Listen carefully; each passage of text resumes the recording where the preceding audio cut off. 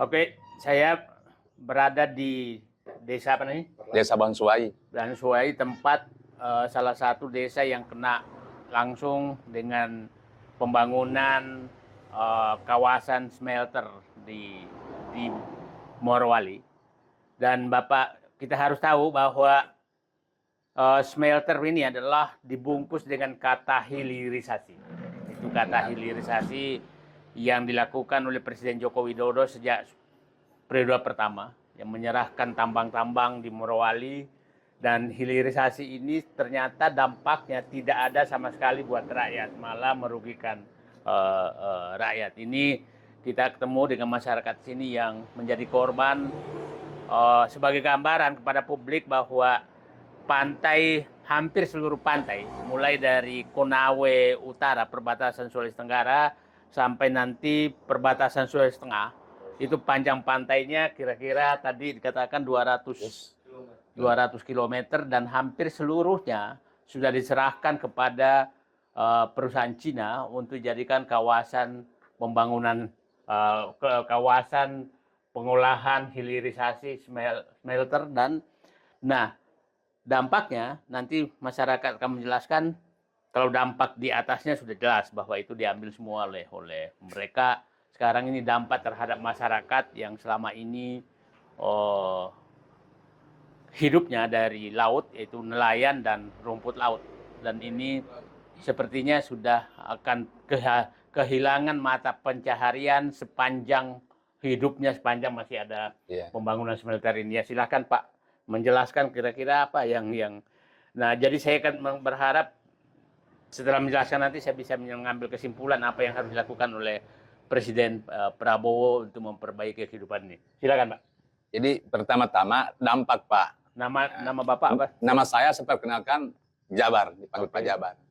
Kebetulan saya berkaitan dengan pemerintah desa. Oke. Jadi hari ini saya undang masyarakat saya untuk hadir di sini. Sama-sama dengan beliau. Jadi pertama-tama dampak ini merusak pencarian orang di sini Pak. Pertama orang perumput laut dengan yang pemasang itu keramba yang memancing. Nah, ini sudah 2 tahun Pak, ya 2 tahun ya, 3 tahun tidak pernah mengelola lagi kerja di situ Pak. Ini hari-hari mau makan, kewajiban kami negara mau membayar pajak, duitnya ini gimana? Tidak ada juga. Sampai sekarang perusahaan itu bupati dari dinas itu cuma menjanjikan begitu doang Pak. Sampai sekarang cuma bohong saja. Jadi ganti rugi. Tidak diganti rugi Pak, dijanji-janji saja. Apalagi kehilangan mata pencarian. Iya. Terus lanjut. Setelah itu kami lakukan demo di kantor camat Pak. Tidak juga ada reaksi. Bahkan kami sudah didatangkan juga polisi situ, pengamanan apa segala. Kami tetap tunduk Pak karena kami tahu aturan supaya kami juga kesian bisa dibayar. Gitu Pak. Nah, sampai sekarang pertanyaannya itu bupati yang PJ sekarang itu bahasa di sini report, nanti Pi dia bilang. Cuman begitu-begitu saya sampai sekarang Bapak hadir sini belum terbayar. Nah, gitu. Jadi masyarakat ini Pak sekarang yang tidak tahu lagi kerja, ya diam di rumah Pak karena kasih apalagi jalan-jalan cuma bareng ikat itu simpul untuk mau dibayar. Pencarian sini bagus. Dulu totalnya itu M juga Pak. Ini saya belum coba bagaimana. 20 miliar lebih ya? Belum. Punya fakta di lapangan kalau diganti rugi 30 lebih miliar. 21 miliar ya? 21 miliar. Ya. 21 miliar. Ya, Itu hanya pengganti rugian yang ada sekarang kan? Ya. Bukan kehilangan mata pencarian sepanjang hidup. Tuntutan masyarakat Pemudaya kemarin itu 1 miliar khusus desa Bansuai. Hanya satu desa. Ya. Cuman kemarin yang terrealisasi yang orang janjikan itu yang cuma 4 miliar itu 2 desa. 2 desa 4 miliar 2 desa tapi tidak dibayar. Mereka yang menentukan jadinya kan? Halo? Enggak, sekarang Lumayan menghitungnya mereka kan hanya terhadap Jakarta sekarang. terhadap rumput laut dan bagan yang ada kan. Tidak menghitung Oke, Pak, bahwa lumayan mereka gitu. rakyat Memang sudah sempat kehilangan diwawancarain mata orang. pencarian Oke. Rapatnya. sepanjang masa. Tidak ada perhitungan itu. Nah, ini saya pikir perlu bahwa inilah yang karena harusnya dihitung semua kerugian dan di present value kan bahwa berapa puluh tahun kehilangan mata pencaharian. Iya. Karena ini kan kehilangan mata pencaharian. Oke. Nah, ini baru satu desa. Iya, satu desa. Padahal ini sepanjang Iya. 200 km desa ini kehilangan semua Iya. mata. Bahkan empang-empangnya orang Bugis di situ, Pak. Ah. Udangnya itu mati. Kuning. Oke. Iya, masuk di empang itu. Jadi Makanya, jadi hilirisasi yang Iya. dijanjikan itu kan satu. Nelayan tidak bisa nangkap ikan lagi Tidak karena pontong udah nggak bisa lagi. tidak bisa. Yang kedua pendatang ini rumput Iya. laut. Iya. Nggak bisa lagi karena Nggak. airnya sudah tercemar. Oke, akhirnya tercemar dan pasti diusir juga oleh mereka, gitu Iya. kan? Yang ketiga adalah bahwa petambak juga sudah kehilangan tambaknya, gitu Iya. kan? Oke, jadi mereka dan sementara mereka masuk tidak bayar pajak, Iya. bebas pajak. Terus ya aparat sudah memihak ke mereka. Jadi saya pikir itu yang terjadi. Iya. Itu yang terjadi. Iya. Ada tambahan lagi yang lain? Menurut Bapak aja? Atau? Iya. Mm-mm. Jadi juga di sini ibu-ibu yang janda, Ah, Pak. yap. Betul-betul di situ pencariannya, Pak. Satu yang 25 meter itu dibayar itu 20.000. Jadi satu hari kalau ngikat itu janda-janda itu lebih 100 dia dapat ikat rumput laut itu tadi. Oke. Kehilangan, Pak. Ini yang dicari-carikan kasihan gimana ini. Ya. Oke, jadi adalah yang menyatakan bahwa menampung tenaga kerja, padahal dia menghilangkan lapangan Iya, kerja. menghilangkan. Mau mensejahterakan katanya janjinya itu Ah. perusahaan itu. Jangan kan perusahaan Bupati Pak Taslim itu menjanjikan sejahtera kalau ada perusahaan. Nah, fakta saya datang ke sini 2015 lalu, 10 tahun lalu, Ah, ah. di apa namanya desa Bohodopi. Bohodopi itu kan yang pertama. Iya, Pak Dopi. Nah, saya menyaksikan sendiri bahwa itu rakyat tambah miskin. Di desa Bohodopi itu tambah miskin di 2015 sampai sekarang. Jadi saya berharap disaksikan oleh masyarakat, disaksikan semua, pemerintah pusat berhentilah membohongi bahwa seakan-akan ada ratusan triliun, ribuan triliun hasil ekspor daripada nikel ini. Faktanya rakyat di Morowali saya nggak menyatakan itu tambah miskin, dan saya yakin bahwa akan tambah miskin kalau ini tidak dievaluasi. Saya semalam nginep di ibu kota Morowali, Ya. dan saya menyatakan ya biasanya daerah tambang yang katanya kaya raya itu akan ekonomi bangkit, tapi saya lihat mall terbesar ya adalah itu adalah Midi. Alfamidi dan Indomaret. Itu sih bukan mall namanya gitu kan. Jadi dan saya jalan-jalan rusak, tidak ada ekonomi yang bangkit. Saya sholat di Masjid Agung, saya lihat belum berapa tahun sudah hancur masjidnya. Jadi saya berharap aparat berhenti membuat kayak ada angin surga bagi Morowali. Yang terjadi adalah pemiskinan rakyat Morowali, dan Bapak saya pikir sepakat ya pernyataan saya. Sepakat. Pak, ya. Ya, setelah ini ada nggak kemajuan? Nggak juga, nggak ada kemajuan. Dan malah tanah-tanah rakyat sudah habis di mereka. Jadi ya mungkin saya berharap Pak Presiden Prabowo betul-betul meninjau kembali program hilirisasi Joko Widodo yang sebenarnya memiskinkan masyarakat Morowali, menghilangkan lapangan kerja masyarakat Morowali, dan saya berharap berhenti lagi menjanjikan bahwa seakan-akan membuka lapangan kerja, padahal sebenarnya menghilangkan lapangan kerja masyarakat yang nyata. Masyarakat yang ditampung diterima lapangan kerja gajinya 4 juta rupiah. 4 juta rupiah itu saya pikir jauh lebih sejahtera nelayan. Nelayan rumput laut, menghasilkan rumput lain, menangkap ikan daripada menjadi pekerja di pabrik dengan gaji 4 juta. Benar kan, Pak? Betul. Ya, jadi ya cobalah. Bapak salah nggak pernyataan saya itu? Mungkin Bapak-bapak bisa menjelaskan lebih pilih mana sebagai penelayan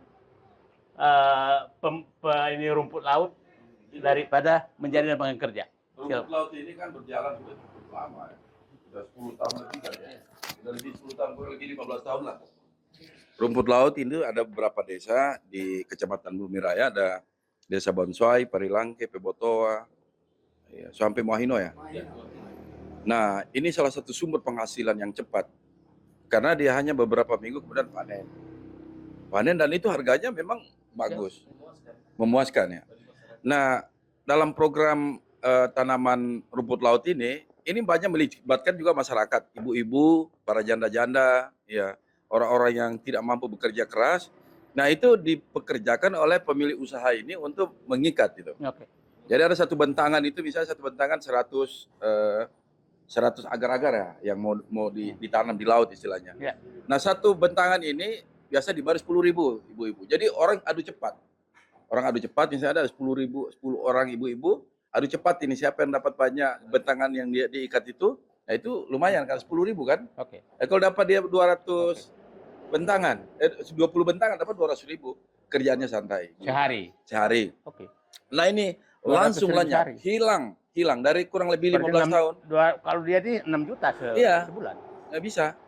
Bisa Padahal dapat ini 6 juta sebulan. membantu untuk makan hari-hari, membantu Oke. anak cucunya untuk pergi uang jajan ke sekolah misalnya itu. Ini hilang sama sekali hilang. Oke. Ini ulah PT BTIG itu. Saya bilang brengsek betul ini. Jadi BTIG. bukan hanya BTIG, ulah daripada Joko Widodo Iya, menyerahkan. pemerintah ya. Masa Presiden Jokowi ya keluarlah penetapan PSN oleh Iya. Kementerian Perekonomian itu Iya. kan benar Pak, kita sudah saksikan. Nah. Iya. Kalau PIK 2 Nggak separah ini. enggak separah itu. Ini lebih parah. Iya. Lebih parah. Jadi betul-betul kita berharap ini sampai kepada Pak Presiden Prabowo ya, dengan tim kita ini bisa menyambungkan lidah masyarakat ini sampai ke Pak Presiden dengan acara ini, kedatangan Pak Dr. Said Didu di Kabupaten Morowali. Ya, karena kami mau kemana lagi Pak? Oke. Ke DPRD nggak mungkin Pak, mustahil. Ke Bupati pemerintah nggak bisa. Ini orang-orang ini sudah terkontaminasi sama kejahatannya. Iya. Mereka sudah dapat ampau itu kira-kira begitu. Anggota Dewan 25 itu nggak bisa ngomong Pak. Ada masyarakat seperti ini mana mereka mau turun. Ya. Bupati hanya ngirim orang tapi nggak bisa menyelesaikan. Padahal Bupati itu raja, DPRD itu sangat kuat. Oke. Itu loh Pak. Jadi kami berharap ini ada cuma beberapa orang perwakilan karena acaranya kedatangan Bapak mendadak sehingga hanya mewakili, ada pemerintah desa di sini, Oke. ada masyarakat, ada Oke. anggota BPD. Oke. Ya. Ya mudah-mudahan ini bisa didengar ya. Saya melihat sih masih ada harapan di sini karena masih ada kepala desa yang waras. Walaupun mungkin nggak banyak lagi. Masih ada masyarakat yang berani bersuara. Iya. Dan saya harap ini kita suarakan terus, ya. Masih ada tambahan bicara sebelum saya kasih kesimpulan. Hah? Masih ada? Ini yang mengalami agar-agar. Coba. Coba biar Ya. nah, Bagaimana selama ini? rumput laut. Rumput laut. Kami selama ini kan sudah cukup.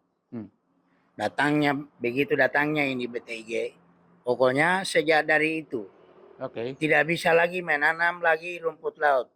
Orang keluar, para nelayan keluar mancing itu sudah mulai kurang dia punya penghasilan Oke.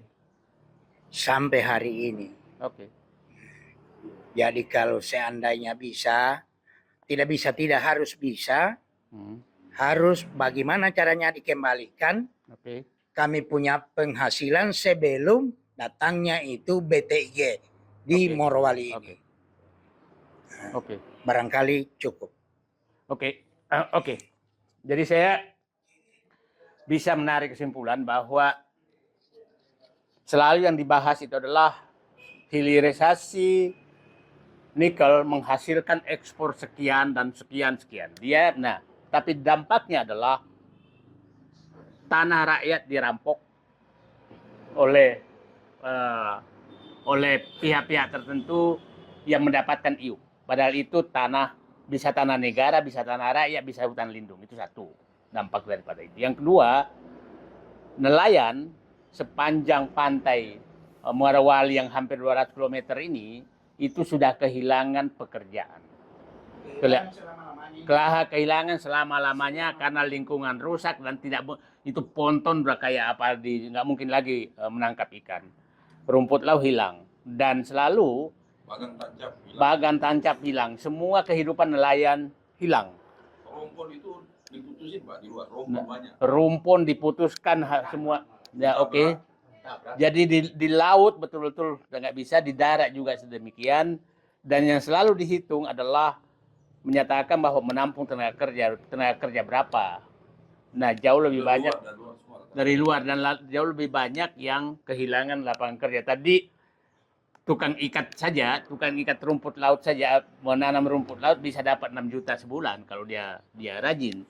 Dan jangan selalu membanggakan bahwa seakan-akan mendapat pekerjaan di smelter yang gajinya hanya 4 juta, yang kerja risikonya tinggi sekali, dan itu pun orang luar. Jadi, nah saya pikir jadi yang kehilangan nelayan, pekebun, petani rumput laut, kehilangan ini terus terus hanya menampung tenaga kerja kasar di ini, terus sumber daya alam kita habis semua dijual, membuat mereka kaya, dan repotnya adalah negara asing yang menikmati, terus pejabat-pejabat dan aparat yang menjadi menjadi centeng, udahlah nggak usah takut aku ngomong, centeng daripada pengusaha asing yang diberikan kebebasan. Bayangkan mereka berusaha di sini bebas pajak, bebas cukai, semua tenaga kerjanya juga dari mereka yang ahli, alat-alat mesinnya mereka semua juga alat mesin dari negara mereka, tidak ada belanja apapun di sini. Bahkan saya lihat tadi melakukan pabrik tahu, pabrik tempe itu adalah dari mereka juga sekarang. Jadi betul-betul mereka mengambil semua kehidupan masyarakat, dan saya katakan Marwali ini adalah wilayah terjadinya perampokan secara sistematis, perampasan kehidupan rakyat sistematis yang difasilitasi oleh pemerintah untuk yang akan menyebabkan memiskinkan seluruh rakyat di Marwali akan datang. Saya yakin betul itu akan terjadi. Dibiaskan. Nah, coba pakai. Dibikinkan ya. Nah, Kos-kos yang masyarakat buat Pak, sekarang kosong. Oke. Karena karyawan itu dibikinkan sendiri dari perusahaan itu. Oke.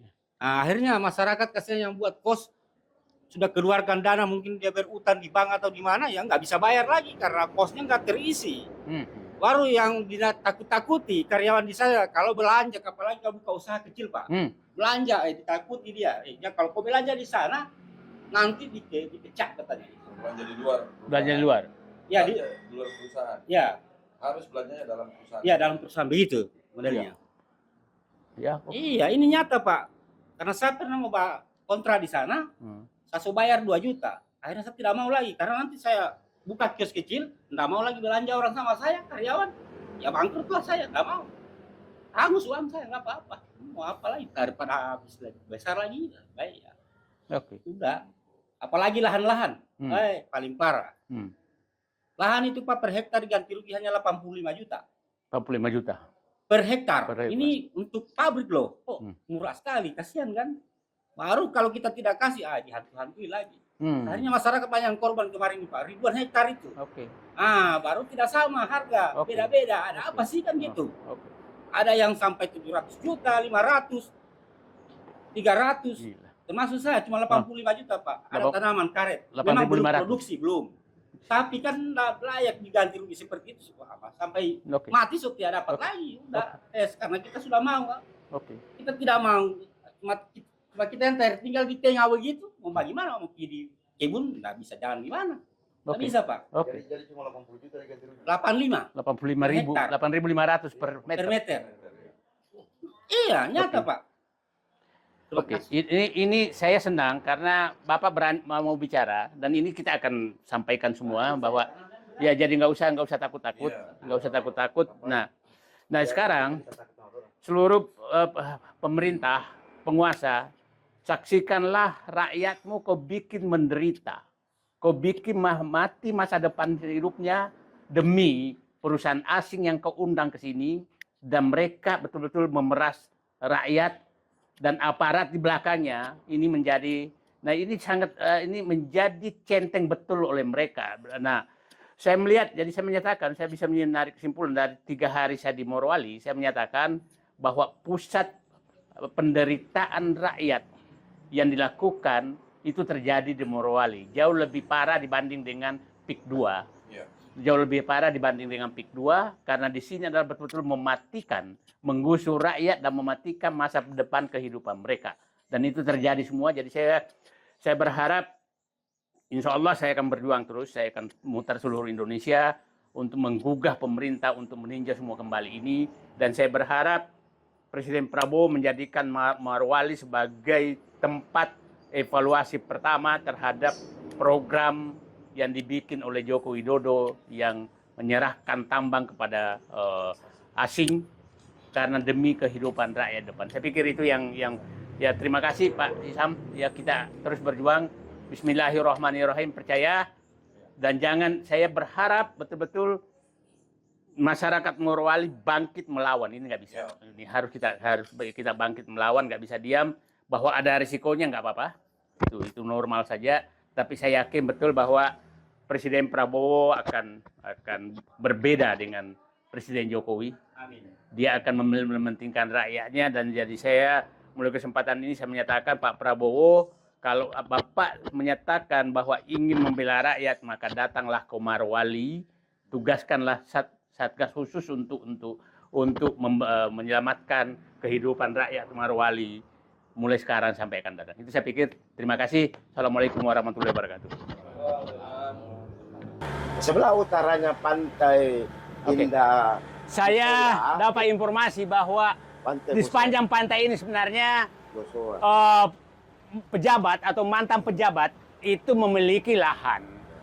Caranya mereka adalah membeli empang rakyat yang di pinggir pantai, kemudian menambah luasnya dengan mereklamasi laut. Dan seakan-akan itu adalah bekas darat, sehingga seakan-akan merestorasi, padahal sebenarnya adalah mereklamasi. Sudah bibir. Nah, jadi ini modus mereka, dan saya pikir modus ini terjadi di mana-mana. Jadi kepada para mantan pejabat, berhentilah melakukan itu.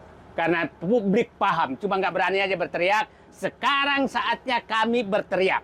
Karena Anda melakukan suatu pelanggaran, mengambil aset negara, hak rakyat untuk kepentingan pribadi Anda. Terima kasih. Assalamualaikum warahmatullahi wabarakatuh.